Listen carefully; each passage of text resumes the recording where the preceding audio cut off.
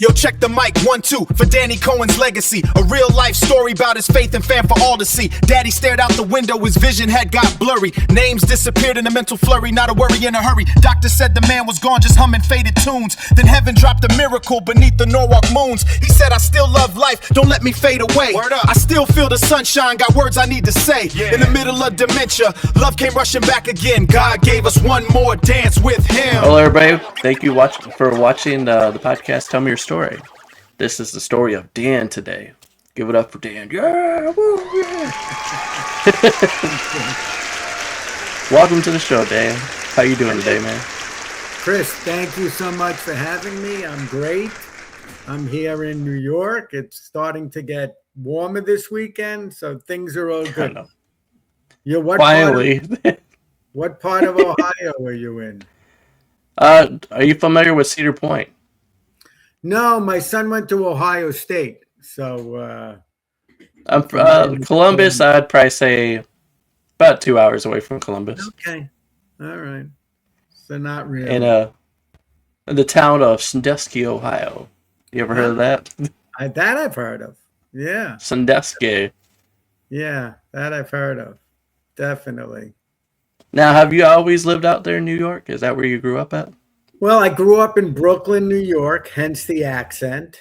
Lived in Long Island a little bit, but I moved to New Jersey for a while because I had a business out there and I raised my children there. Then I moved back to Long Island, New York. So combination Brooklyn, New York, Long Island accent. I could never tell, man. I could never tell. I used to have suppliers in the Midwest and I'd call. And I'd say, hello, and they'd say, hi, Dan. I say, how did you know? They said, well, we could tell by the accent right away, just from that. Are you a Yankees fan, so? I'm actually a Mets fan. So I'm Mets really? Fan and a long-suffering Jets fan. Yeah. So, but you have to suffer with the Jets because... and my father was the biggest Jet fan. So he used to go to their practices when they were in Long Island. How are you feeling about the Geno Smith move? I don't know. He got better in later. To me, it's like a retread. We need something new and fresh blood, so to speak. I don't have tremendous high hopes for the Geno Smith thing. I did with the Aaron Rodgers. But they were talking Super Bowl that year, but never happened. So we can root. I hope they have another Super Bowl in my lifetime. My father needed to be a second one, but that were nice. And my son, who's been a long-suffering Jet fan with me, is married to a woman whose father was from Detroit. So he started to watch the Detroit games.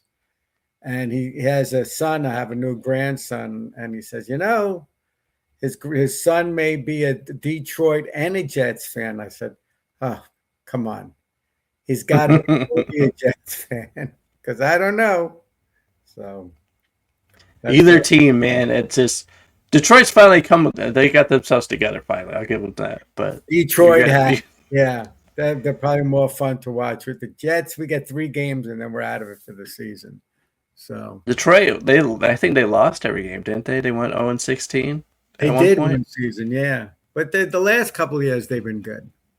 So. Oh yeah, they've been in the playoffs. But the last 20 years, it's been kind of like you're finally you're seeing the light at the end of the tunnel, finally.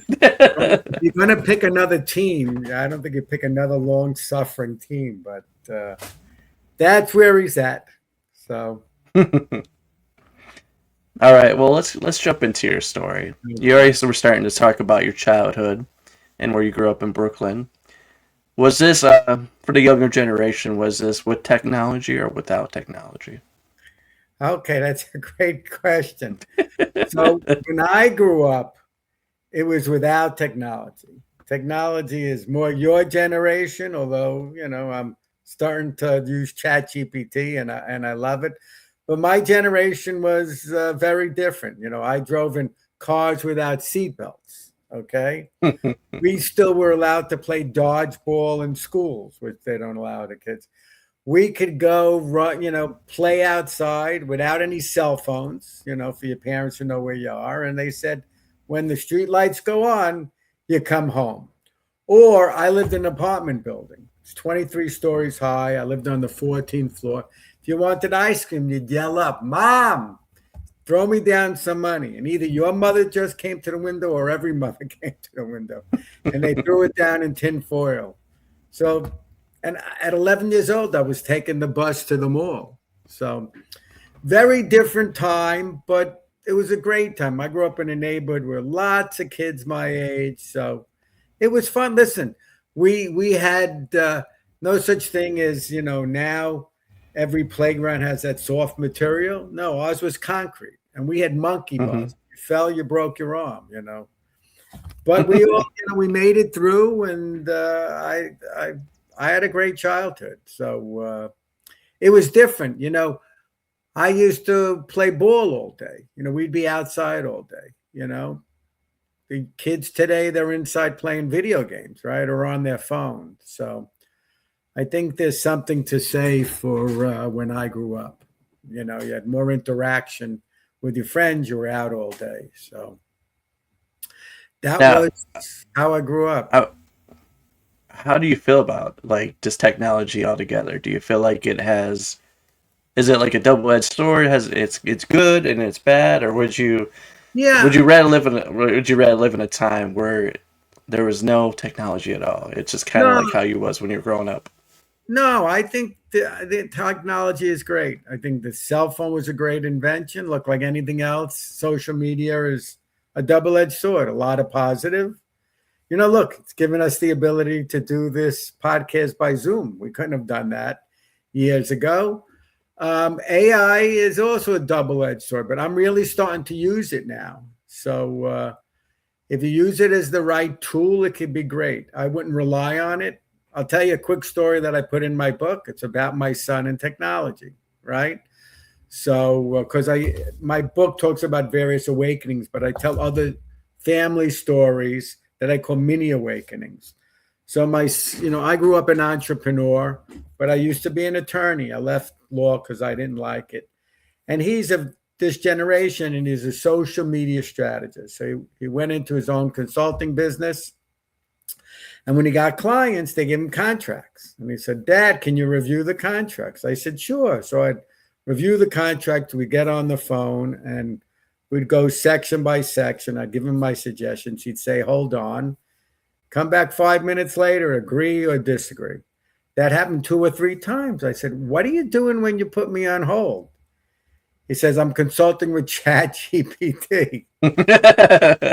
So I said, so what do you think? He goes, well, it agrees with you most of the time, but not all the time. I said, but you know what? Either you trust me or you trust ChatGPT, because it's not always right. So we had a big laugh about it. So it took me a while to convince him that I knew better in certain areas than the AI. So finally he says to me, you know what? I want to take you for dinner. And we love a New York restaurant called Peter Luger's, the world's greatest steakhouse, out to dinner to thank me. So I said, okay, good. So I sent him a text. I said, should I make a reservation for 3? Me, you, and ChatGPT?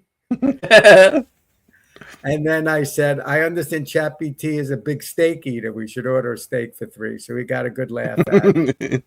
So we went out to dinner, had a great time. As we're coming back, and I'm dropping him off, it was in Brooklyn, to his apartment. I said, do me a favor. When ChatGPT comes so good that you don't need my advice anymore, fake it.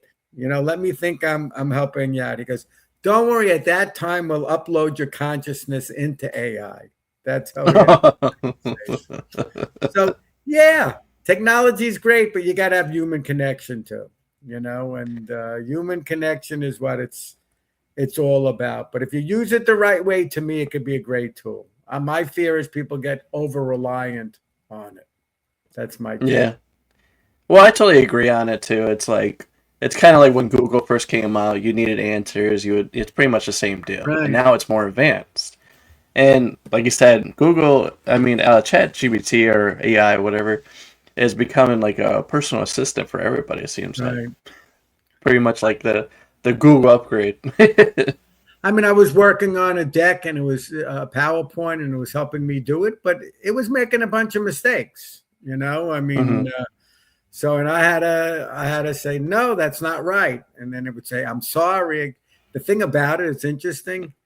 It's very complimentary. It's oh, you did great, or you make a suggestion. They say, oh, now that you pointed out, which is very interesting. The technology, it makes you think it's your friend almost.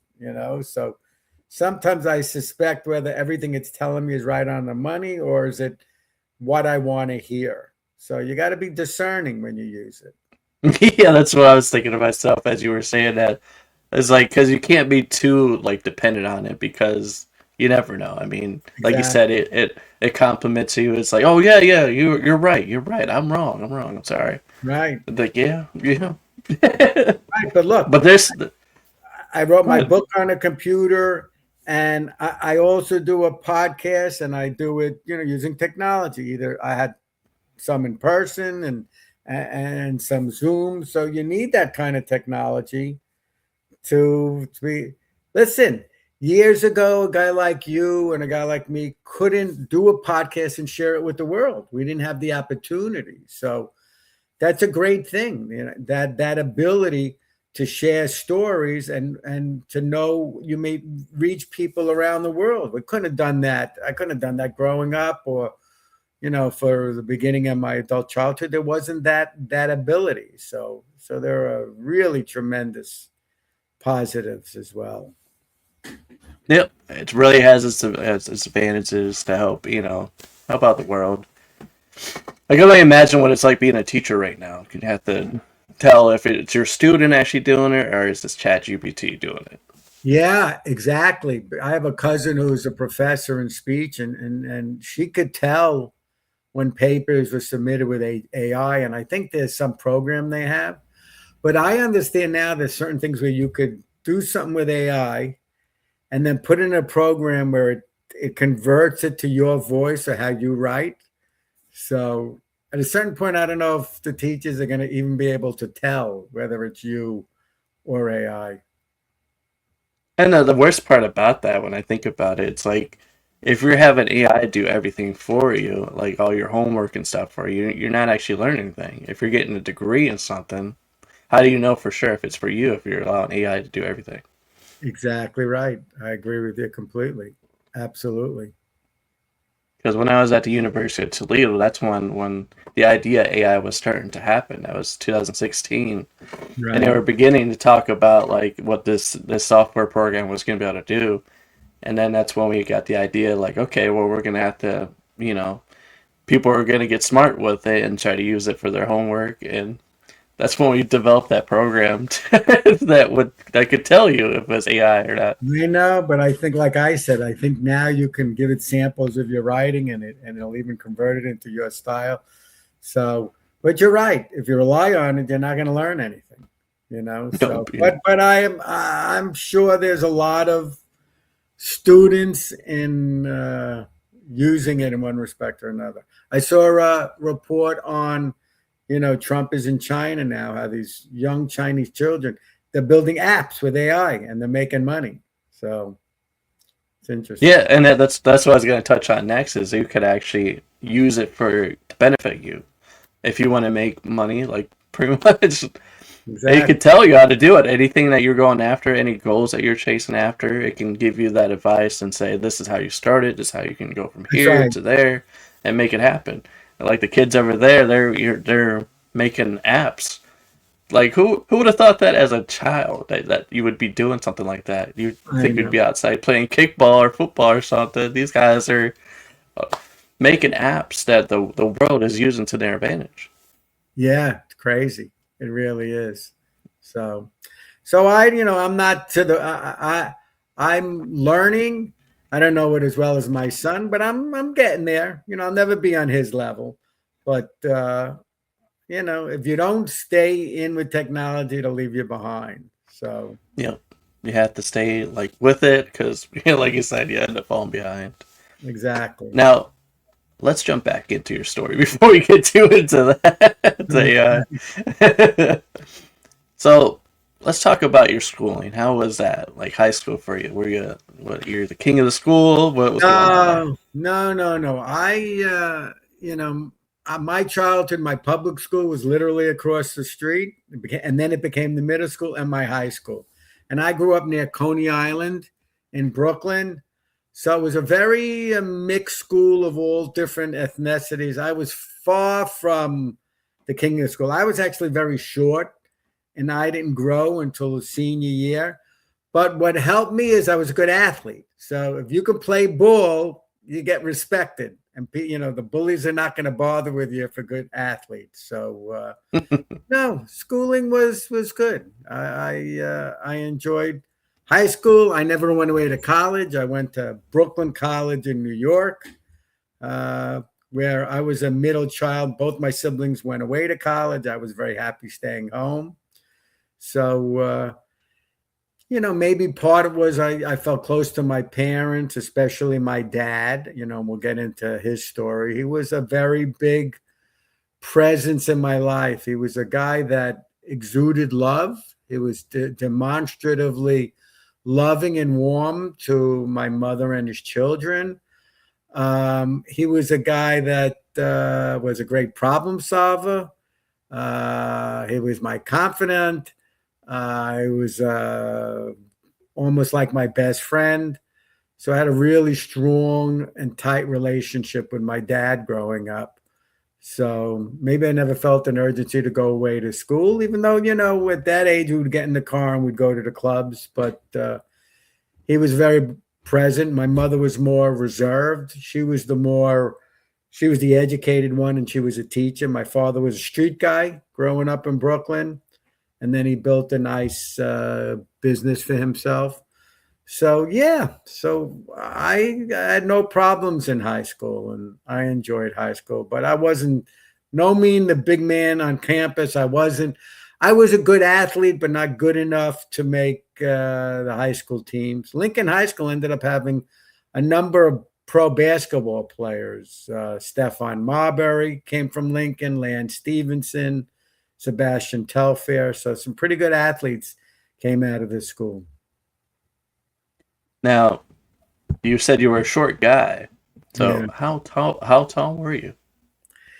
I'm about 5'9.5" now, but probably beginning of senior year, maybe I was 5'4" or 5'5", and girls were all taller than me. That didn't make it easy. I didn't shoot up till the end of high school. I really didn't come into my own until I got into college, because then I was full height and the like. So yeah, but I didn't lack confidence because of that. Because again, if you can hold your own on the basketball court, you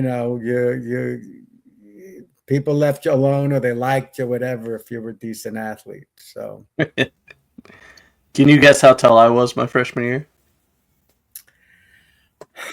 I'm gonna guess now because you said it, 5'2".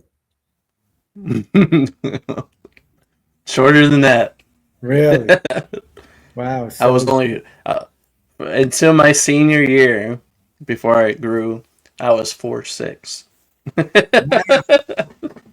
Wow. I thought, I Yeah. don't know. Wow. So what was that like for you? Because it's not easy, right? Well, like you said, playing sports, man, made it a little bit easier because nobody really like. They're like, you're the shortest dude on the team. You look like a grade schooler playing on the varsity football team. Right. You got these guys that are massive, and I'm just like break down here. But the thing worked out better for me because everyone was too tall, So I was able to be quick and get through the line quicker. They had me You playing played nose football, tackle. right? You were football. Yep. Yeah, I just had a hunch. Yeah. So What I was playing position did nose tackle. Oh, Nose tackle on defense. So I'd be like the guy right there in the middle of the big boys. And because I was so short and I was quick, I was able to get right through the line before they could even get in their stance. right. Good for you. Good for you. And then finally, my senior year, I finally hit my growth spurt. I was happy about that. So I got to be 5'3", and I've been that since ever since. Although on record, my last physical, they said I was 5'5". So Oh, that's good. Today they have, they have human growth hormone. But I remember when I went and didn't grow, my parents took us to the doctor. He took an X-ray of my knee and said, "Oh, you got plenty of room to grow." That's how they handled it when I was a kid. Today there are options. You might have, if you lack human growth hormone, they give it to you. It just supplements what you're lacking. So, but you probably was never tested, and I don't think I was ever tested either. no, it just runs in the family because my great grandma, I think she was only like 4'4" her whole life. Wow. They Okay. always they would always make the joke about she had to wear, like, in order to drive, she had to put bricks on her feet to drive. That's funny. That's funny. Yeah. All right, let's talk about your college career. How did it go for you? You went into college and So I went into college again locally, and all my friends, a couple of them started away. We all ended up staying home, and yeah, I went to a local college. So I never had the experience of being away at school, but it didn't bother me. I had my friends. We would go out weekends again. Nobody was watching what we were doing. So we'd go out, and those days we used to go to the clubs and disco, and that's for the music of my generation. So again, I had a good time. I started out in political science. I ended up graduating with an economic degree, but when I graduated college, I didn't feel like I was ready to go out into the working world. I don't know, maybe I've always looked younger than I am, so I actually decided to go to law school. I went to law school in Long Island. I ended up practicing law for almost 5 years, but I hated being a lawyer. There's a lot of pushing paper, and I like the courtroom stuff, but 99% of it's pushing paper. So I actually followed in my father's footsteps and went into business with a cousin of mine. But I enjoyed college. College was, all my friends were home too. So we had a good time. We did. so what was the scene like for college back then? Going to bars where, like, when you walked in, you said there was disco going on. Yeah. Were you allowed to smoke in a bar back then, or? That's a good question. I was not a smoker, but you probably were allowed to smoke in the clubs in those days. Yeah. Now that I'm thinking about it, you probably, because was allowed. But it was, it was fun. We had a good time. And, in those days, not brightly, but there really wasn't designated drivers, like there is today, which is a great thing. So, we would go out, and whoever went out would drive home, but not necessarily the smartest thing. But we had a lot of fun. We went out to, different bars and clubs, and that's the way you met women. There was no such thing as what you have today, online dating. That's how my son met his wife. No such thing. We had to walk up to a girl, whether it's in school or at a bar. And a lot of kids today, they can't talk to the opposite sex in person. They got to do it online. And sometimes you don't even hear each other's voice until you meet the first time. I always said that if I could have flirted behind a computer screen, oh, forget it. Because I had to flirt with girls. Literally, yeah, yeah. And then I had to call the house and say, Mr., speak to the mother, is your daughter home, and then pick up the girl at their house. Today I remember my daughter dating. I would say, someone going to pick you up here? And she'd say, no, I'm going to meet him somewhere. So different world. My generation was different, but listen, we had fun, but today, but I'll tell you something. I was divorced, and I'm now engaged, and I met my fiance on Facebook dating. So there you go. Hey, taking advantage of the technology, huh? Exactly. Coming So from a guy that just admitted that he could not flirt for nothing on these dating sites. Forget about it, man. Forget about it. But so I mean, talk about that for a minute. So how did you get in? Like, how did you come across Facebook dating? Did your son get you involved in it, or what? somebody told me about it. I mean, I had always, after my divorce, I always had met people again. There's like a local restaurant where they would have singers on Saturday night. I met women there, or mostly someone would introduce me or referrals. And then a friend of mine says, you know, you got a small lane. That's why don't you expose yourself up to online dating? You'll meet people you never thought. So I tried Plenty of Fish, and I didn't have much success there.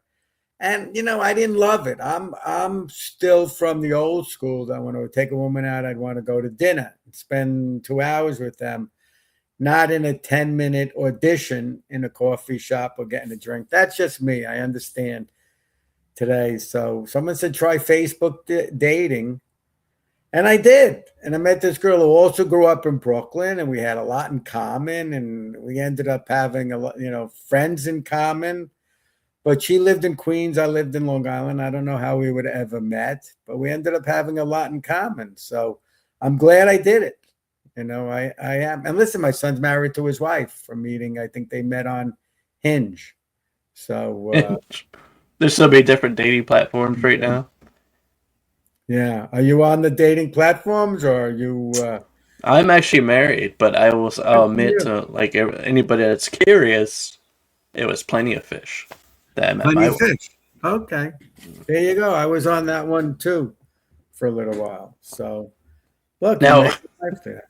Yeah. yeah, that's what I was gonna ask you. So, what was the toughest thing that you noticed right away when you got into the dating pool, playing that game? Well, the Compared odds to you meet compared, yeah, somebody. like you said, compared to meeting everybody in person. Now you're going into the virtual world and hoping like, what was lines were you using? You know, most of that, the initial thing is appearance, right? I guess people read profiles, but it's a pictures. But you got to look at picture. One picture to me was a little bit of a red flag, when Pony only had one picture up. And then you got to look at picture 3 and 4, and then you could really start getting a sense of what someone looks like because it was put there. But I had experience with some. I met people and they didn't look how they did on their So, profile.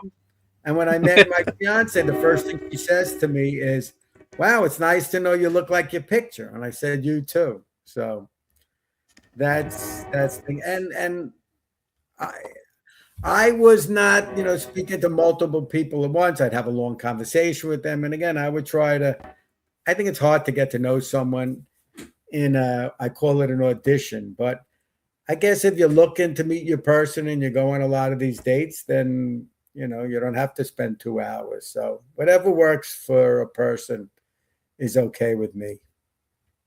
I think we just came across a great idea for a dating site Okay. called the Addition. The Addition, All where right. you get like you get 10 minutes. I say 10 minutes. You get to meet this random person, whoever they are, and then you decide right then and there if this is gonna work for you or if it's not. You can continue it or not. Yeah. That's a good idea, right? And then you could have your writing, the next step is you go eat dinner together for 2 hours. But Yeah, that's a good name for a dating site, the audition. You're right. that'd be perfect, man. Hey, listen, I have been an entrepreneur my whole life, and I've had different kinds of businesses. And my belief is that if you speak to 100 people, 99 and 100 think they have the greatest business idea, or 99 people think they have a book in them, right? But 99 of 100 are not going to do it. Okay. So be the one who does, because I always say the difference between a dreamer and an entrepreneur is a dreamer wishes and an entrepreneur does. So, You learn. I once got into. We had an idea for a business to give software support with memberships. I'm not a tech guy at all, but I could learn how to find the tech people, learn how to market and sales. So, you know, everybody who has starts with an idea somewhere. And if you have the preservation, same thing with writing a book. If you don't, you got to do it and put your mind to it and do it and make it come to fruition, because don't let it linger. That's a lot of my philosophy too. A lot in the book is do and say things while you can. All right. And then, well, I have somebody like asking me right now. So did you guys pick a date? You and your soon-to-be wife?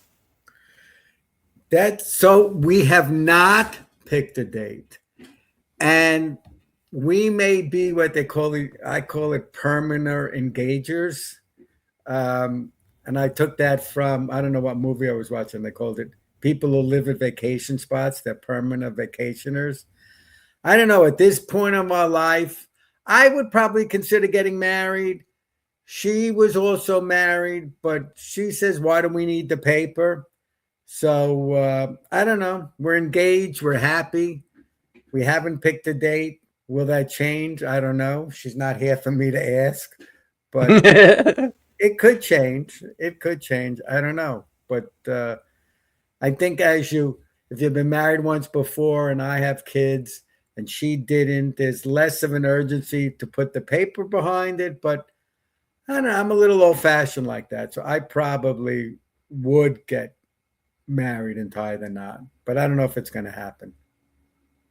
If it does happen, where are you guys gonna run off to Vegas, or are you guys gonna No, we joke around. We do it in a destination, Aruba on the beach, very casual, or somewhere like that. So could be fun.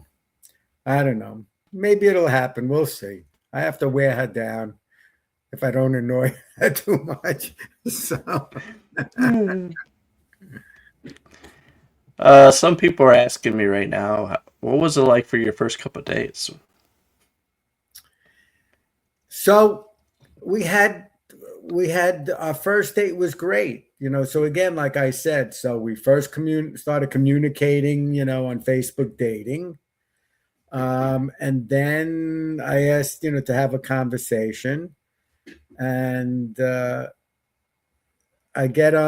she gets on. I say hello, and I tell the story, and she says she's just ripping up. I'm not going to say what it is. A very important piece of paper. She doesn't want to do something. And I said, you can't do that. That's too important. And I said, this girl has like no filter. And I could tell right away that I knew like from the first instance when she said, oh, I'm tearing this up. I don't need it. And then she was like a Brooklyn girl. And it was something nice about meaning we both grew up in Brooklyn. Even though we were in different neighborhoods, there was a similarity. It's something about even today, when I meet friends that I grew up with, there's something about being from the same community that there's an immediate connection that you have with someone. So the fact that we both ended up in Brooklyn College, we both had similar experiences growing up. We knew the same places and things. It's almost like an immediate connection. So I asked her to take it to dinner, but she had been doing the dating sites more than me. So she did the, go and have a drink at a bar. And she would meet the person there. And the ones that I went on, a lot of times they wanted to meet me too. And I get that. And I 100% respect until you get someone meeting him at the place. But we hit it off on the phone, and she said, you could pick me up, which I felt good about, and she felt comfortable about. And we went to a nice Italian restaurant. And then it went naturally from there. And when you're a little older, I think if you connected, it goes faster. I could be wrong. I don't know when you met your wife how long the romance was, but I know with these kids today, you date, and then are we boyfriend and girlfriend, not boyfriend and girlfriend, and you got and all these labels. That didn't happen with us. It just and maybe not my. We never had to define it. We just started dating each other, and then we weren't dating anybody else, and we didn't have to say, "Are you my girlfriend?" Which is when you're older, it's a funny, you know. No, We just I knew. totally agree with you there, because I mean that's how it is nowadays. And before I got married, that's actually what I ran into a couple times. And the way I was brought up in the dating world was the old school way, where you get to meet the girl, and then you kind of go from there, become girlfriend, boyfriend, whatever. But there was times where, I was getting into the dating world before I met my wife. It was the opposite, where I thought something was happening between us, and I thought it was carrying on. And then they would go on to tell me that they don't even do that. They're like, no, this is not that. It's not a relationship. I'm like, then what is it? What are we doing here? I'll tell you a funny story. A friend of mine told me a story about their son. And his problem was, and this was very funny for me, his son told him that his problem is he's an over texter. So I said, what? An over texter? So if he liked someone, right, he would text them leaving the date at a good time, or he texted too much. And that was his problem. And like in my days, if you went out with a woman or a girl on Saturday night, you're not supposed to call before Tuesday or you look too interested. So maybe it's the same thing with the texting today. But my friend gave me the advice, and this is the advice I gave my children too, is I said, that's a bunch of BS. If you hit it off, there's no such thing as too much. Because if they're into you and you text them on your way home at a great time, they're going to want to hear from you. So I don't know. I thought that was very funny because I guess there's protocols in the modern dating too. You can only text a certain point, and listen, I'm on the social media and I scroll at TikTok and I see these girls say what their rules are at dating, but I don't know. To me, if you hit it off, all of that is going to be baloney. It's not going to mean anything. It's only going to mean some. And my son would tell me situations where he'd have a date planned and then the woman would cancel on him the same day. And then I would hear stories about the younger generation. They'd make multiple dates and then decide upon which one they wanted to go on. So I don't know. I'm not an And then expert.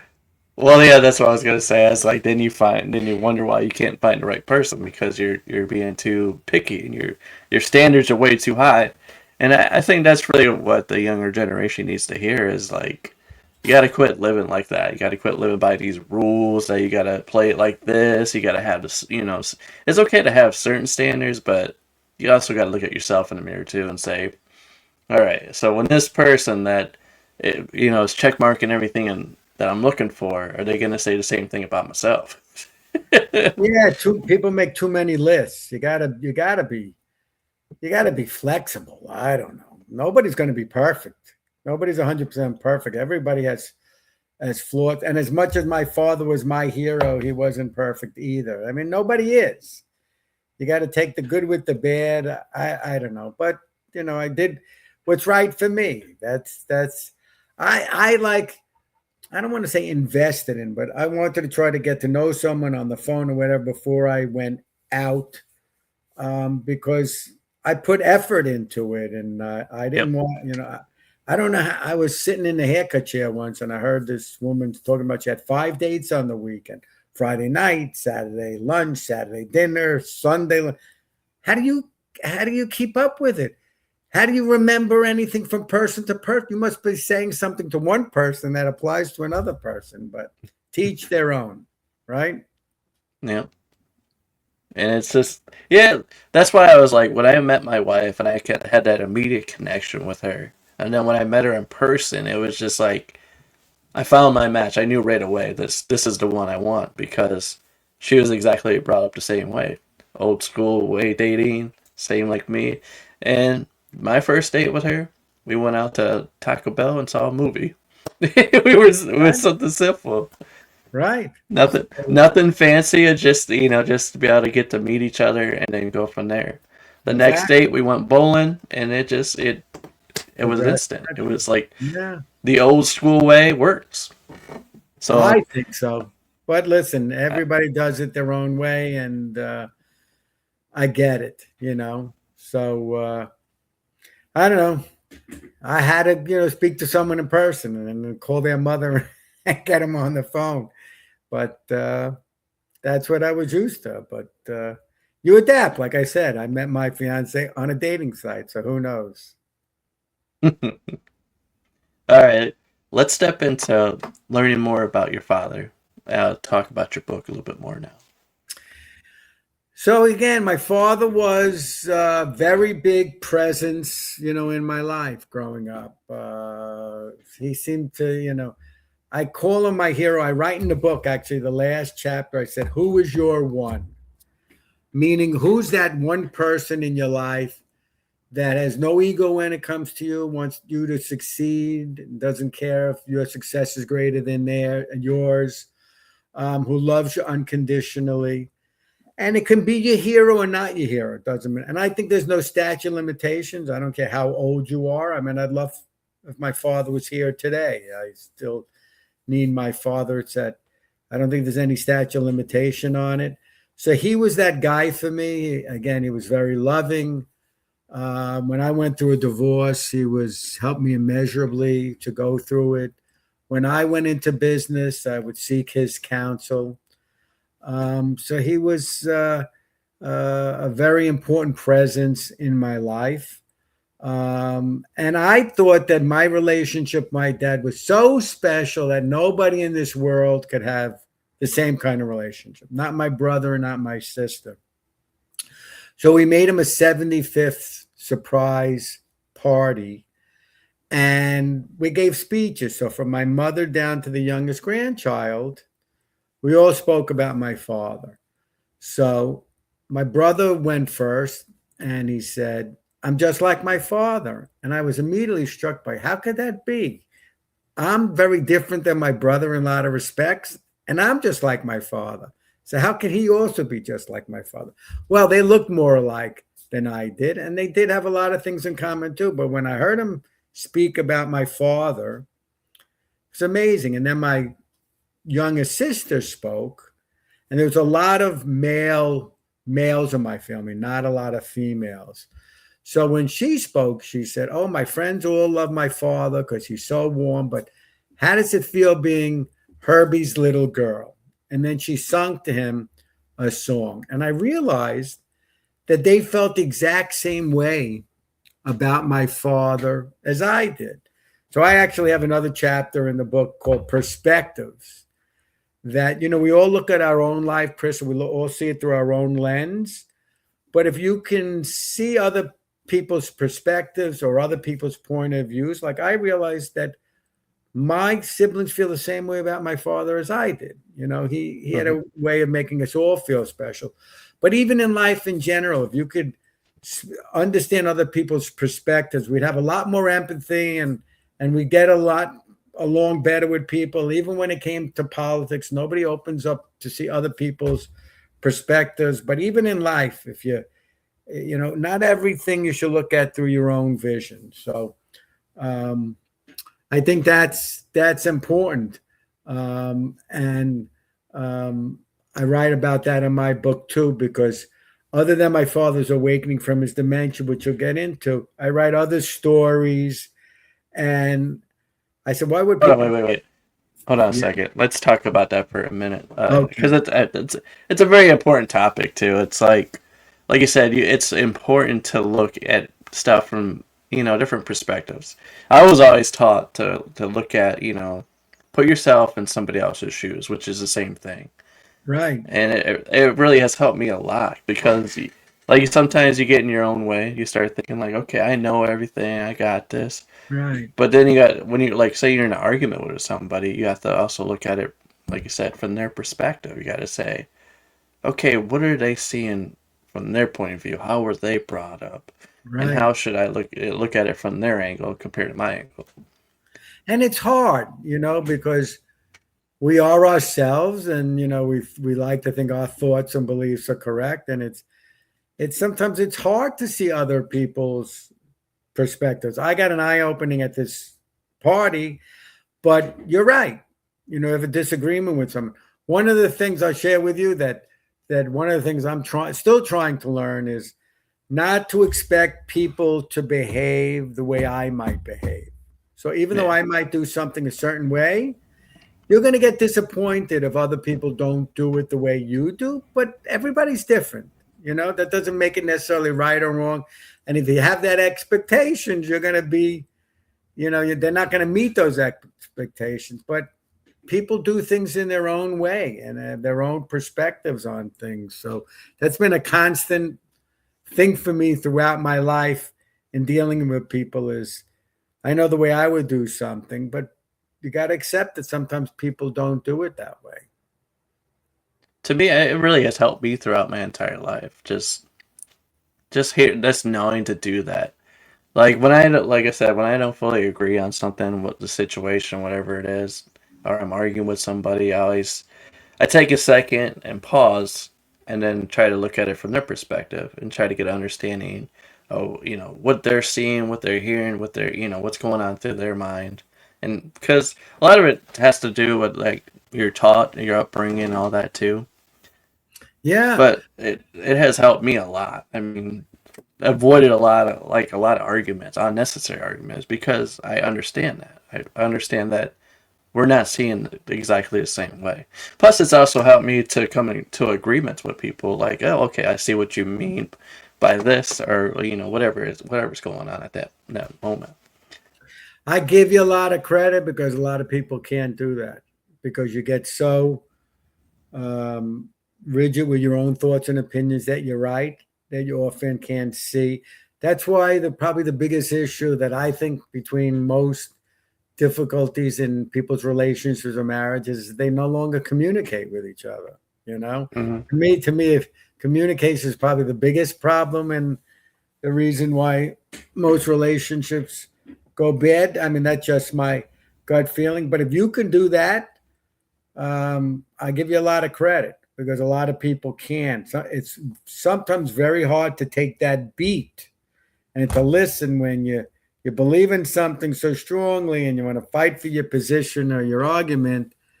If you can take the beat and listen, yeah, I agree. That's a good thing that you're doing. It really is.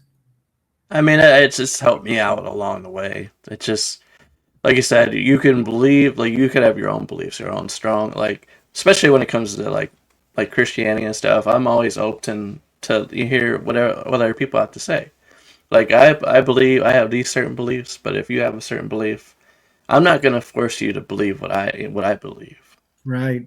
And then if you like whatever, like I'm always open to hear like, okay, so if there isn't I'm a heavy believer in Jesus Christ, but if he doesn't exist, then explain to me, like I want to hear from your perspective how the world and everything. What was he then? What happened back then? Was he just a normal guy that just understood stuff better? I like to always hear their insight. Not to get into Bible talk or anything like that, but and the truth just is, give an example. So many issues in the world because of different religions and different religious beliefs, and not enough tolerance of other people's beliefs. But if you can do that and you're open to it, that's a really terrific thing. I applaud you for that. Yep, and it's just debates, and that's why I'm saying I'm so open to everything. Like when it comes to debating anything, sports, anything, same thing. I'm open to hearing what you have to say, and then I'll tell you what I think about the situation too. And I might say I'm right. No, I disagree. Just having a conversation with you. that's how I look at everything from different perspectives. Good for you, because a lot of people don't do that. It's their way or the highway, so to speak. So if you can do that, that's a great thing, and even if you're trying to do that, not sometimes you're gonna not because you believe something so fervently. But I think that's a good thing. Really, I wish more of the world would do that. I wish our politics would do that. You know, two people are so dug in on both sides of the aisle that they don't see the other side at all, and it's just led to a lot of. Not that we want to make this political, but to me, if you can have empathy and perspective on the other side, we can get a lot more things accomplished. Sounds simple, but I think there's a lot of truth to it. And then I agree with you too. When it comes to political stuff, it's like it's hard to decide which side you actually want to be on because, okay, so if you're heavily rooting for this side over here, and you got your facts, you got your information, but you're not seeing the whole like everything that's going on behind the scenes, what's actually happening. So you're debating with this person, but you don't know the truth, what's actually happening. Right. Because there's a lot of secrets that go on in the politics world, and you're actually starting to see that more nowadays, where you had a lot of people that were heavy on Trump, and then people are going back and forth saying like, well, I don't know about this guy. And then everybody loved him so much, and now they're starting to see a different side of Trump that everybody else kind of seen last time. Right. There's this company that does something interesting. I forget their name. They take two people from opposite political spectrums and they put them at a table, right? And they're on opposite ends. And then for the next, I don't know if it's a half hour, they start talking to each other, right? And they might have be in different parts of the country, and they start sharing their lives and their families and what they have in common and what they don't have in common. And they get to know each other. And then after that hour, they're so much more open to the other person's beliefs because now they've gotten to know them, And I think there's a lot to say to that it's very hard to, argue with someone if you get to know them and you see that, they got a family too, or they got struggles too. And too bad there's so much dissension in the world. But I think if you just two sides together and get to know each other, we'd be a lot better off. Yep. And then, like you said, once you pull back those layers, and you truly start to see like we're all in the same boat. We're all trying to figure this thing called life together. That's right. That's right. So what was the next chapter in your book? You got the perspective. Well, the book starts with the story of my dad's awakening. So I could tell you that story. I mean, I got a lot of great stories in the book I could share about my father, and I put those in, but those stories came afterwards. So I got to really rewind a little bit because they all came as a result of me reflecting on my dad's awakening, allowed me to reflect on different family stories. So why don't I share with you the heart of the book or the beginning story, and then I could share with you some of the other things. So my father was that presence in my life as I grew into adulthood, okay? And we had this 75th birthday party for him where everybody spoke to him. And then he spoke how meaningful it was to him, almost with tears in his eyes. And it was a really good thing because 5 months later, he suffered a stroke. So my brother is a physician, and he happened to be going for an appointment that day. And he walked into my brother's office, and they knew right away he was having a stroke. Part of his face was drooping. There are certain signs for a stroke. If you ask someone who's having a stroke to smile, they can't smile. So he was actually bleeding into his brain. And they were able to get him to the local hospital. And I think with like 10 minutes, they got the bleeding to stop. And if that didn't happen, he certainly could have not made it, or he certainly would have been in a lot worse shape. So initially, he had a pretty decent recovery. He was able to drive a car. He was able to use his cell phone. He was pretty good the first couple of years, but the stroke led to dementia, which he suffered over the next 10 years. So I don't know how familiar you are with dementia is a loss of mental cognitive function over time. So I don't know Chris, in your life, if you have a family member or knew someone that had Alzheimer's or dementia, you have any experience with it at all? Oh, yes, I am very, very experienced with it. I actually had a friend not too long ago. He's probably about 85 now, but he deals with dementia. And we could have, there was days where I fully, like, took him out, got him ice cream, just took him out into the world. Got him out the house. And then the next day I would see him. It was almost like it never happened. Yeah. He would have the same conversation that he had the previous day. Right. He'd be talking. He would always tell me like he needs to call his sister when he actually already called his sister Right. and said Right. wished her a happy birthday. It was just one of those where you learn to work with it, and being around it enough. Once other people came around to visit him, you could see easily that people would get annoyed or get frustrated with it. You're And I'm like, leading. you can't really do nothing about it. You're exactly right. And it's funny, you hit the nose on the head. So just quickly, so most people associate Alzheimer's and dementia. I think they're two different things. So just for your audience, dementia is the symptoms you get when you have Alzheimer's or other causes. So it's a mental decline. It runs in stages. There's like 7 stages, and it's a downward climb. There's ways you get dementia. One is Alzheimer's, and that's plaque in your brain. You can get it from certain diseases. You can get it from blows to the head, like a stroke my father had. Then there's what they call vascular dementia, which is hardening of the arteries. So there's a number of ways that lead to dementia. The first thing that I did is, I never got caught up to say, is my father in stage 3? Is he in stage 5? Is 6 or 7? I knew what was going on with him. I knew where he was at. I didn't felt I needed to go to the doctor and define which stage. Now, if you want to, if that's right for your family, do it. To me, I didn't need the extra angst to know, well, he's in the last stages. I knew what he was doing. So when I speak to some people, I said, don't get so caught up on the stages, but that was me. But you hit the exact nose on the head. And these are certain of things that I learned. With someone who's going through it, one of the first things that goes is short-term memory. They forget. So they might ask the same thing over and over, or he might say he wants to speak to his sister when he just spoke to his sister, in the same example. So they might ask you the same thing because they don't remember. Or they'll repeat things. They'll repeat things over and over, right?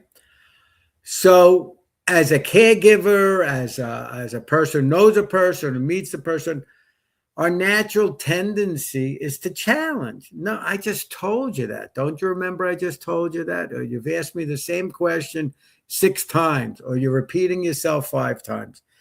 And that's the natural tendency, is to want to challenge. But the thing that I tell people, and you hit it right on the nose, is acceptance.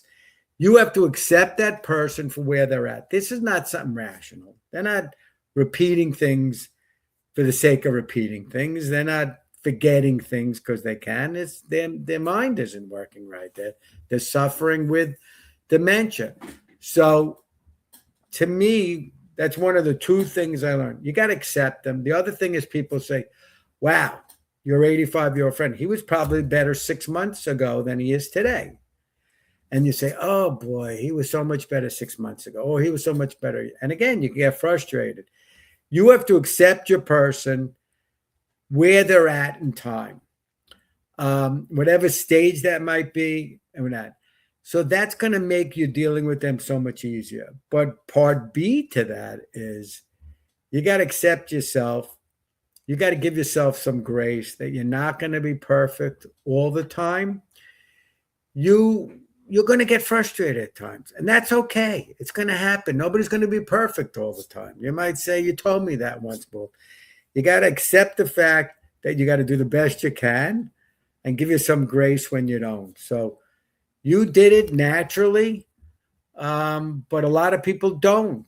Their tendency is to confront and to challenge. And when you can accept, it's going to be better for you and them. So that's one of the first things I learned So I'll tell you a story. You want to hear a story about acceptance? I'll tell you a story. So I'm all ears, man. so before I tell you the story, I was in a support group and someone wrote, "Wow, isn't it great that these my loved one? It's like they're in their own world and they're happy in their own world." And I said, I don't buy. You're not really accepting where they're at. So my mother, who was my father's primary caregiver, was going to a party in Texas, and she asked myself, my brother, and sister that we should each take a day and night with my father. So we all did. We all went and slept over, and then the next person came. So when we all got together, we said, "What did you do with Dad?" So I said, "I took him to a movie." And my brother says, "Oh, we took him to a movie too." And my sister goes, "Oh, we took him to a movie too." "What movie did you go to?" So I said, "Oh, we took him to Argo. It was the movie with Ben Affleck." And my brother says, "Oh, we took him to Argo too." And my sister goes, "Yup, we took him to Argo too." And we all laughed hysterically. We thought it was the funniest thing because from night to night, he didn't remember. 5 minutes after he left the movie, he didn't remember. But I got to tell you something, Chris. When I went home, I cried. I said, "But we're not really accepting my father. If we accepted where he's at, despite the fact, listen, he enjoyed being with his children, we would have taken him to 3 different movies because we would have accepted his condition and he still deserved to see 3 different movies." Mhm. So, because even though he had no short-term memory, while he's watching the movies, like if I took him to a sad movie, sometimes you'd see tears in his eyes. So we really weren't accepting him because if we were accepting him that he didn't have a short-term memory, we still would have taken him to different movies. So that was a lesson I learned. The other thing that I really tell people is, and part of that got reinforced when he had his awakening, was while your person is still living, include them in life. Don't treat them as if they're in their own world.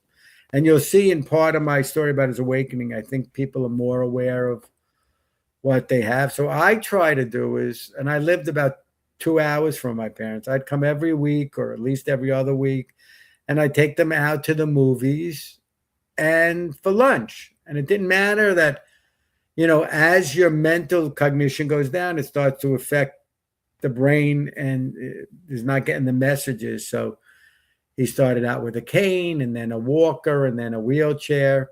It didn't matter how difficult it was to get him in and out of the car.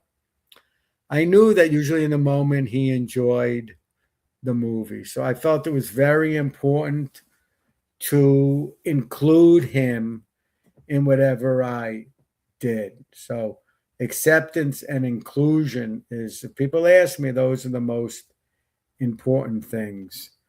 And one of my great memories happened, and for my son too, because we included my father in something. And it's a great story if you want to hear it too. Yeah, I want to listen to it, man. This is getting good.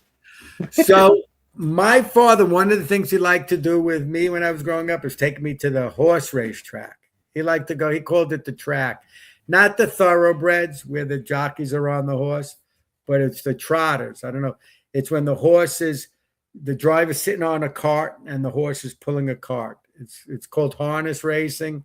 He loved it because he thought he could handicap better. Took me as a kid. And then when I had children, he would take my children too. And we always had like a fun time. We'd go 2 or 3 times a year, and they would drive out to me in New Jersey, and we'd go to Freehold Raceway there. So I'll tell you a funny story. So right before my son started first grade, we go to the track that weekend. My daughter was too little, and my father, we would go to the track. There was always one race. He was always sure he knew the winner. Usually it was the favorite. It paid the least odds. But if we went out of 10 times, he would win 6 or 7 times. But this day, boy, he won a lot of races. So I don't know how much money he won because he never really told us, but he did good. As we're leaving, he says to my son, "Come on, we'll go to the toy store. I'll buy you the toy store. I'll buy you whatever you want." My son's all excited. We go to Toys R Us, which was still around in those days, although I hear it's coming back. And he bought, I think it was $100 Lego. My son loved Legos, big Lego guy, so excited. That Monday he goes into school and he meets his first grade teacher, and she decides she's going to ask the students or ask them to write down, what would you do if you had $100? My son writes, I'd go to Freehold Raceway.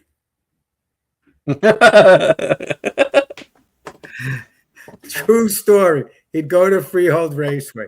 Now, the mall was called Freehold Raceway Mall too, so they might have thought he meant the mall, but he meant the raceway. I told my father the story. He laughed. He had the best time. Calls me up that week. He goes, let's go back next weekend. I said, we never go back 2 weekends in a row. Well, I'm on a hot streak. We go back. He doesn't win a race. At the end of the day, I said, Dad, I'm sorry you didn't win. He winks at me. He goes, oh, that's okay. And he says to my son, listen, I wanted to show him a lesson. When you go to the horse races, you're not going to win all the time. Expect to lose. So he wanted to share that lesson. 10 years later at the birthday party, my son's now 15. He makes this speech to his grandpa. He goes, Grandpa, I know now you like occasionally go to casino. You like to play poker. But remember one thing. Expect to lose. So he gave it right back to his grandfather. Fast forward, it's 2015. My father dies in 2016. He's in the throes of dementia. At this point, he's got no short-term memory. He's really in the late stages. He maybe speaks a couple of words. He's not in good shape. Out of nowhere, I said, what would you like to do, Dad? He says, I'd like to go to the track. I knew 3 minutes after he asked me, he'd forget. I knew that it would be a big thing for me because my mother was no longer driving. I'd have to drive from New Jersey to New York, back to New Jersey. But I said, you know what? This is something we did our whole lives together. I'm going to take him and include him. So we all went. My mother, my father, me, my son, my daughter, and we go to the track. Oh, here's another thing. Another way I judged my father's dementia over the years was how he read the race form. So as the years went by, he would circle less and less things on the race form, So as his memory went to the time before that, he only knew the odds of the horses. When we got there this time, he couldn't read the race form at all. The odds didn't mean anything. We said, Dad, the first race is going off. Pick a horse. Pick a number. Picks number 7. My mother picks her head up from her book that she was reading, and she says, he doesn't know what he's talking about. That's the longest horse in the race. It was like 45-1. My son jumps in and says, Grandma, when Grandpa says a horse is going to win, you could be sure the horse is going to win. And I said, Mom, Dad's a good handicapper. If he thinks the horse is going to win, we're going to bet him. So we bet the horse. We put a little more money on the horse, right? The race goes off. Our horse is in dead last the whole way, coming down the stretch. Out of nowhere, the horse comes out of nowhere, wins by a nose. We're all excited, jumping from joy. No reaction out of my father. My son says, Grandpa, you picked the number 7 horse, the longest horse in the race, came out of nowhere, won by a nose, and the biggest, most gigantic smile came to his face. That moment made it all worthwhile, including him on that day, that reaction. In fact, my son, when he gave a eulogy when my father passed away, he told that story. And if we didn't include him that day, we wouldn't have the memory of the joy on his face. Even though when we left the track, he'd forget. Look, my father's gone 10 years, and I still love telling that story. So including your person, to me, and it doesn't only have to be a person with dementia. It could be other mental conditions. It could be someone who has physical illnesses, cancer, something else, disabilities. You got to accept them for where they're at. And whilst your person is on this earth, include them in life. So those are the things I learned as as being his son. And like, I love that though. Just hearing what you're saying about what your dad and just sharing like those memories. Because I Yeah, had the same thing with my friend who's 85. He was from Laredo, Texas, and so he knew the native tongue. So when he got around other people that spoke the native tongue, he'd get real excited because he's like, I finally can speak that language. And there was right, multiple times where I had taken him out to the mall, and he would run across somebody that spoke the tongue, and you could just see it, like he would be so lit up and happy about it because he's like, he would always tell me the same story over and over, but it never got able to be seen that smile come across his face. right. When he spoke to somebody, he would always say, "This is the first time in 20 years that I got to speak my native tongue to somebody that actually could speak it."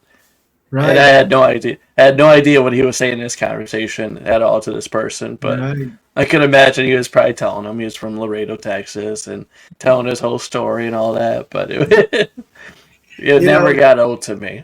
yeah. Sometimes you lose your short-term memory, but a lot of times the long-term memory stays. So we probably remembered that his native tongue, but so a lot of times they won't remember what happened yesterday, but they'll remember what happened 30 years ago. So that's you were a good friend to him, and being there for him. That's rare. So One of the greatest things, though, before you go on, sure. is he used to always he lived out in California for like 20 years, out there in L.A. And he get it makes me look at stuff a lot differently now because he would always get out and it'd be like a beautiful day outside, and he would look at the sky and just be like, "It's so beautiful."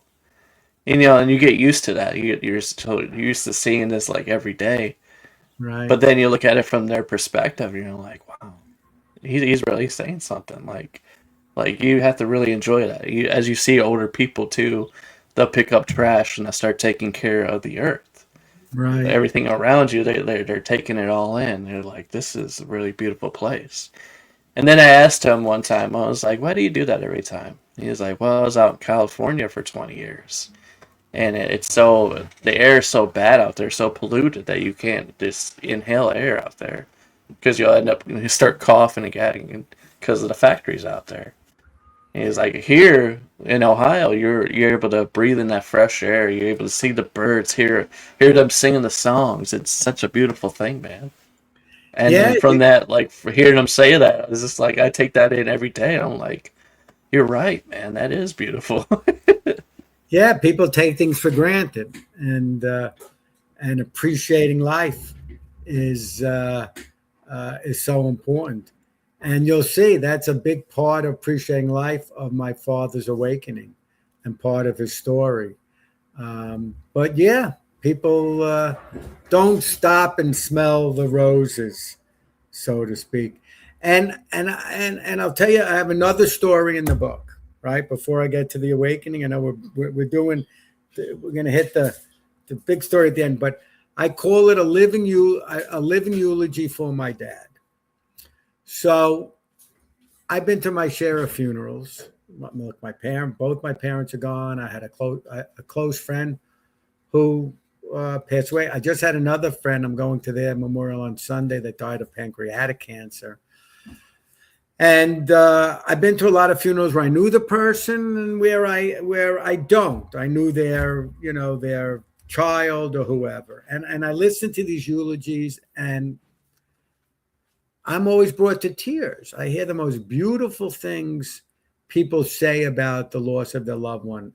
And then it struck me, wow, the person who should be hearing this is the person that passed. You give a whole beautiful speech. Too often in life, right, with our loved ones, we'll say, I love you, or even to friends, you're a good friend, or I appreciate you did or that. But how often do you talk to someone or sit down with someone and really tell them the reasons and the things you feel about them? So my family had that opportunity at the 75th birthday party to share how they felt about my father. I did something else. When I turned 40, I wrote both my parents a letter telling how I felt about them. And they said that was the greatest gift they got that year. So I urge people, and it's again, appreciating life or appreciating your loved ones, that, well, and it doesn't have to be an elderly person. It could be a younger person. It could be a colleague. Write them a handwritten letter, which nobody does anymore. Send an email. Do a video. Sit down, and while people are still on this earth, share how you feel about someone, because I think it's important. Why do you have to wait to making this beautiful speech when someone is gone? And tell them while they're around. So that's another life lesson, another mini awakening I had that I share in the book, to tell people how you feel about them. Don't wait till it's too late to tell an audience of people.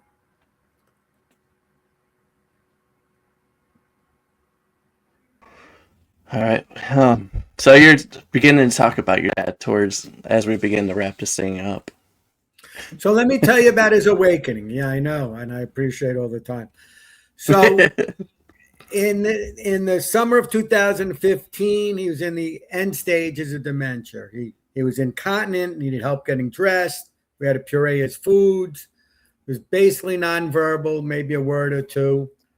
When we'd shave or bathe him, he would scream out in pain. So you know how difficult it was to hear your father scream out in pain when he wasn't in pain.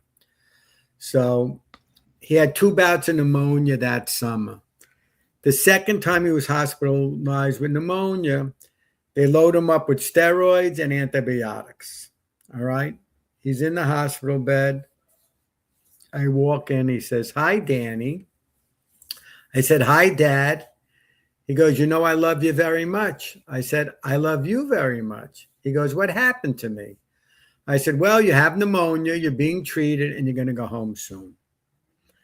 All of a sudden, it dawned on me, Chris, that this is not the man I saw a few days earlier. This is someone that really strongly resembles my father.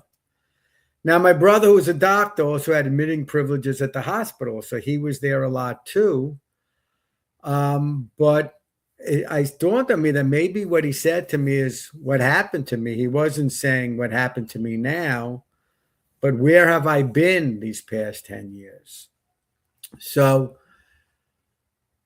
my brother says that when he saw him, they started having full conversations. It was like he was back. So if I had to describe it in percentages, I would say he was 90% of the man that I knew. My brother says, I'm not going to put it in percentages, but the bar was so low that he came back so high that it was really incredible.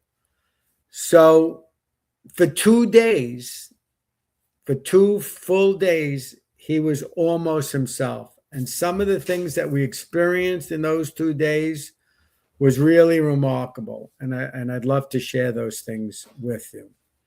Yeah, tell me. So we started to share with my father what the grandchildren were up to and what they were doing. And this one is doing that and this doing that. And he goes, "That's great. That's wonderful."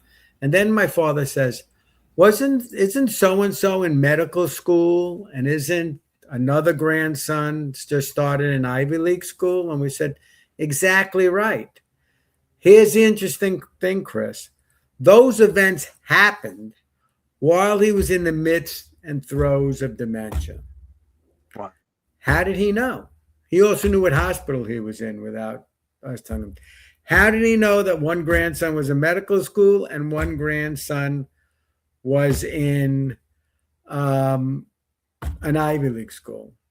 The only way he could have known is that even in the throes of dementia, he was much more aware of his surroundings and what was going on than we think. So I thought that was really pretty profound. And that's another reason to include your loved one, because if they're more aware of what's going on, treat them as a part of life. So that was amazing. He reminisced with us about he was a boxer in the Army. He was 26-0, and he was on the smaller side. So he would say that he would surprise his opponents. He reminisced, he loved Muhammad Ali. And football player, his favorite football player was Wayne Corbett. You remember Wayne Corbett from the Jets? he was very undersized, like you, smaller, and they thought he was not big enough to be a pro. And he had one of the greatest tryouts I heard of all time, and he had a very successful career. And my father says, like Wayne Corbett, I was undersized, and I surprised my opponents.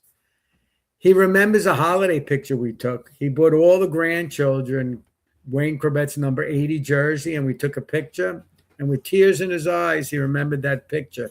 He asked me what Corbett was doing now, and I Googled it and filled him in. So it was truly amazing. He had very interesting interactions with my mother. He told me, they were married 62 years at the time. He told my mother that she was the love of his life, which made her feel amazing. Now, my father had certain quirks growing up. He would take a nap, and if he took a nap during the day, he'd put a brown sock or a black sock over his eyes to knock out any light, right? And he hadn't done that for 10 years. He's lying in the hospital bed, and he says to my mother, "You wouldn't happen to have my sock so I could take a nap." I mean, incredible. My father was always a very generous tipper, especially in service-oriented things. If you took care of us, he was a generous tipper. I mean, he tipped people even when they didn't expect tips. Didn't matter his lot in life, whatever economic status we are at various points in life. He was just a very generous tipper. He's lying in the hospital bed, and he says to my mother, "Do you have any cash?" She goes, "Why do you want cash?" He wanted to tip the nurses and the aides that were so nice to him. So it's remarkable, incredible. So I wanted to get my children there because they haven't really seen their grandpa the way he was, who'd been in like 10 years. And I wanted them to see, so they can remember him more like what he was like. And unfortunately, by the time I got them there, it was at the end of the second day, and he had pretty much reverted back to his dementia. Oh. So we were able to videotape some of it. So my daughter in particular was pretty emotional. So we showed him this video where my brother says to my father, "What are you happy about?" He says, "I'm happy just to be here and alive." And I thought that was pretty profound. I think what he was telling the family was that even in the throes of dementia, he still appreciated life and he wanted to live. And that occurrence, why that happened, is the reason why I wrote an article way before I wrote my book. I wrote an article while he was still living, and I shared it on medium.com, which is a site for articles, because I thought it was such an amazing story. And what I got back was, and to this, I have more views today than I did 10 years ago. It has over 330,000 views. And a lot of comments was, "Dan, thank you for telling us such a heartwarming story, the love between you and your father." Or I got, "You know what? It gives me hope that my loved one going through something similar still appreciates life and wants to live." So I think my father was inadvertently sending a message out to the world, and that not only are people going through dementia or Alzheimer's more aware than we might think, but they still want to live and they still appreciate life. Yes. So I think that's the besides having our father back for 2 days, someone asked me, "Did you ask him any meaning of life questions? You had the opportunity, came back after 2 days." We didn't think about that. We were just so happy to have our father back and to have a conversation with him and to talk football and boxing and whatever it was. We didn't think about that. But then when he says, "I'm happy to be here and alive," I said, wow. So, Powerful. Yeah, it's powerful. So I've been an entrepreneur my whole life. So after my last consulting gig, I said, "You know what? I'd like to take that story, that article, and write a book." But that story is not enough to write a book. So here's my book, Awakenings in Real Life. My dad's awakening from dementia woke me up too. I said, I have other great family stories, but who wants to hear my stories? But reflecting on his awakening allowed me to reflect that these family stories were almost like mini awakenings or mini stories, allowed me to reflect back. And that's why the stories I tell, there's some mini awakening or story I want to share to help other people. The other thing I do is I give reflection pages with lines. So I try to bring the reader into the book. And I said, share your story. So when was a story that you accepted what your loved one is going through? Or when did you include them in life? When we used to go to the track, there used to be a valet that was very nice to us. He would help me in and out of the car with my father. I mean, we parked at valet, but the entrance was 100 rods away. Sometimes he would drive us there, and at the end of the day, he'd pick us up. And I tell that story of how small acts of kindness are important. I had an uncle who showed up for us all the time, the importance of showing up. So I tell these kind of stories in the book and try to bring in the reader as well, because an awakening doesn't always have to be something religious or spiritual or a little getting up like my father. It's really a realization, recognition of awareness of something. So I share these other stories about things I learned in life and want the reader to share their stories as well. So that's the just, and then I tell about perspectives and living eulogy and a number of the things. There are quite a number of other stories there, but that's what the book is about. Where can I find this book at? So the book is, you could find it on Amazon, Awakenings in Real Life by Dan Cohen. You could find it on barnesandnoble.com. You could also find it on select bookstores. You can also go to my website, awakeningsinreallife.com. And there's a link to the Amazon site where you can get it. I also, after this, I know we've been on for a while, a story about a guy who had a spinal condition. He decides that he's going to leave his corporate life, learn how to sail, and sail across the Pacific. And his story went viral. I said, this guy had his own awakening in life. He wanted to leave his corporate life and do something different. I said, there must be a lot of people in life that have awakening stories.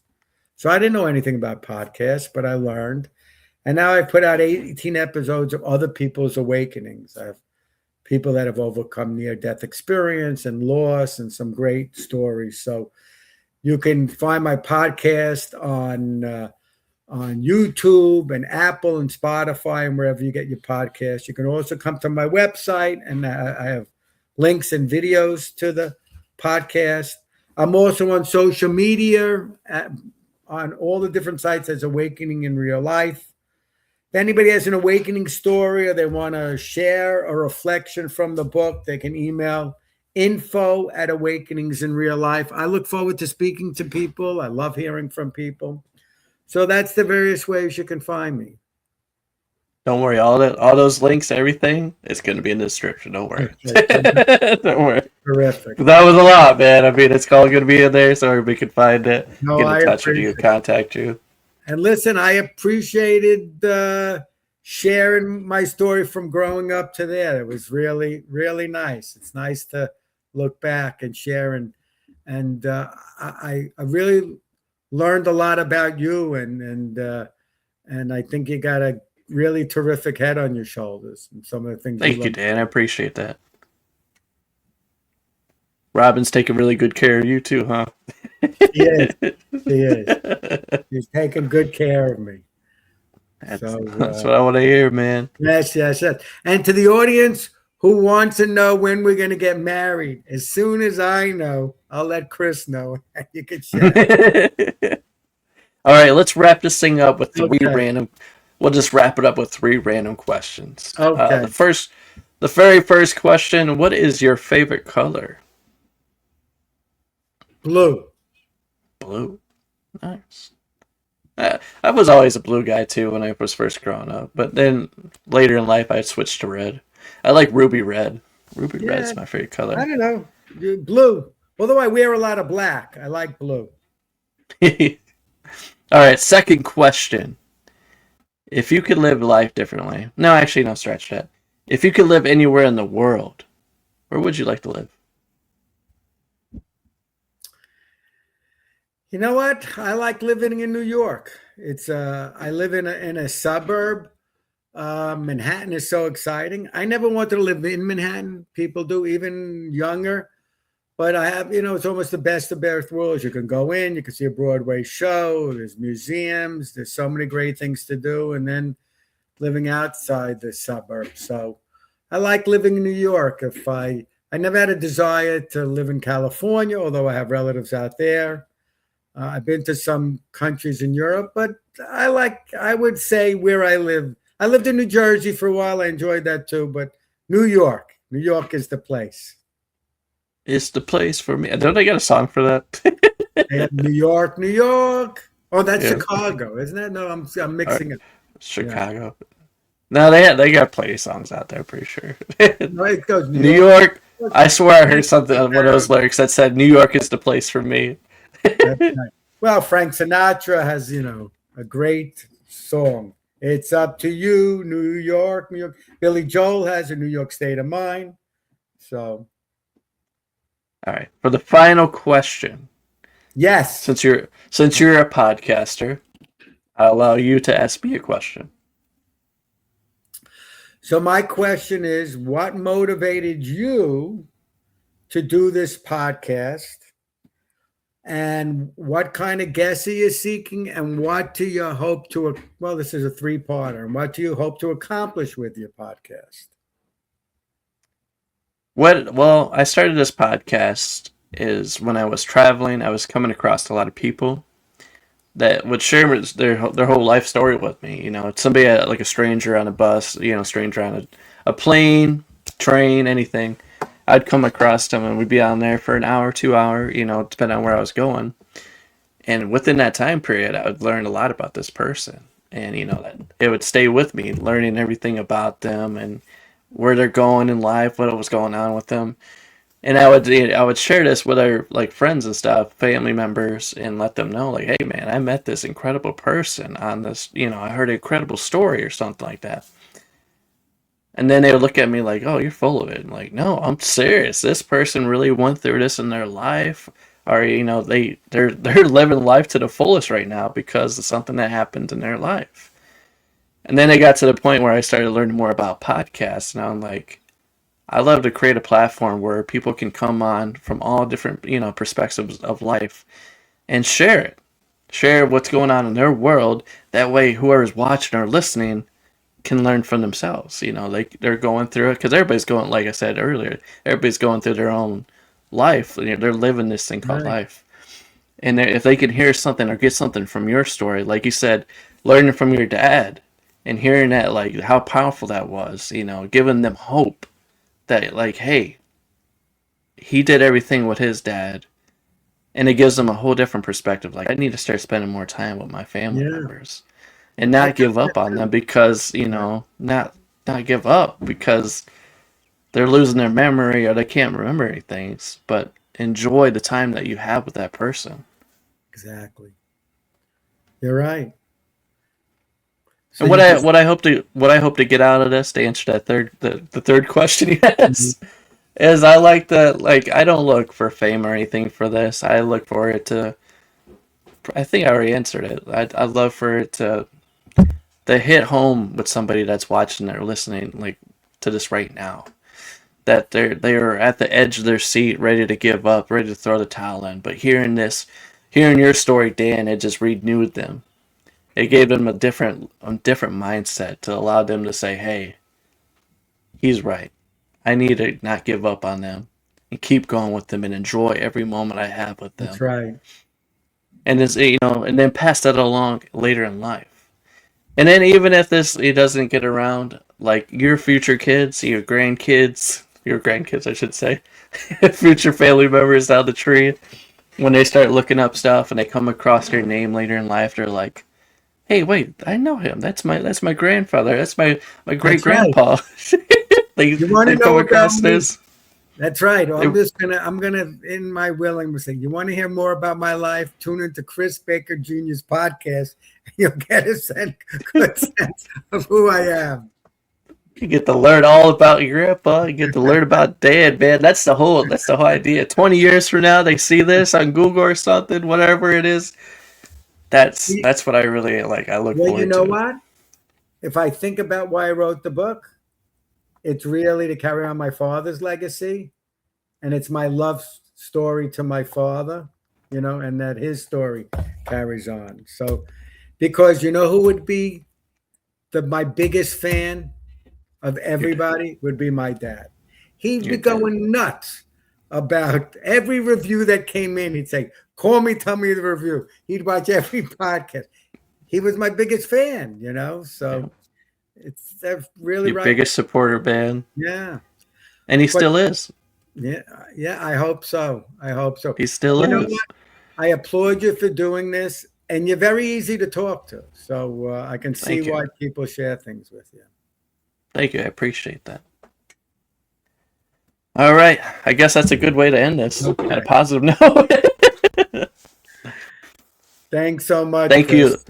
you. All right. Yeah. Thank you again, Dan, for coming on. I appreciate you telling your story, sharing that powerful story about your dad. It's just never giving up. And somebody just took off down the street. Okay, the show's over. Well, you know what? I got to share some of growing up too, so that was nice to reminisce. Because usually you get to reflect on your story, man. Yeah, exactly, and that's what these kind of events do. They allow you to reflect on other moments in your life. So, all right, everybody else that's been with us for we're going on an hour and a half now. I appreciate you for your time. Thank you for watching. Thank you for listening. This is Chris Baker, your host. That's the story of Dan right there. Be sure to check out his stuff too, because he's got a lot more stuff going on. His book, all that stuff, man. Until next time, thank you. Bye. Peace.